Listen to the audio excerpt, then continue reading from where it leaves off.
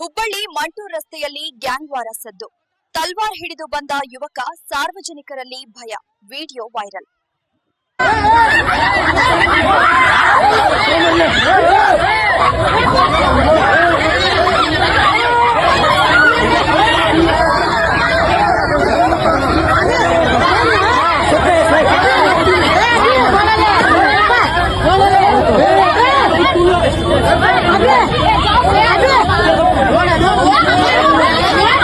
ಹೋಗಿದ್ದೆ ಇವರೆಲ್ಲ ರೆಡಿ ಆಗಿದ್ರ. ದಾವೂದ್ ಅವ್ರ ಕಡೆಯವರೆಲ್ಲ ಮೊದಲ ರೆಡಿ ಆಗ್ಯಾರ, ಮಾತಾಡ್ಕೊಂಡು ರೆಡಿ ಆಗ್ಯಾರ. ಇವ್ರು ಅಂದ್ರೆ ಇವ್ರಿಗೆ ಹೊಡಿಬೇಕು ಅನ್ನೋದು. ಅಂದ್ರೆ ಈ ಹುಡುಗರು ಈಗ ಹೊಡ್ತಾ ತಿಂದಾರಲ್ರಿ, ಅವ್ರು ಏನು ಇವ್ರಿಗೆ ಸಂಬಂಧ ಇಲ್ರಿ, ಸಂಬಂಧ ಇಲ್ಲ, ಸಾಟಿಲ್ಲ, ಹಿಂದಿನ ದೇಶನೂ ಏನಿಲ್ಲ, ಜಗಳ ಆಡ್ಯಾರ ಅನ್ನಂಗೂ ಏನಿಲ್ರಿ.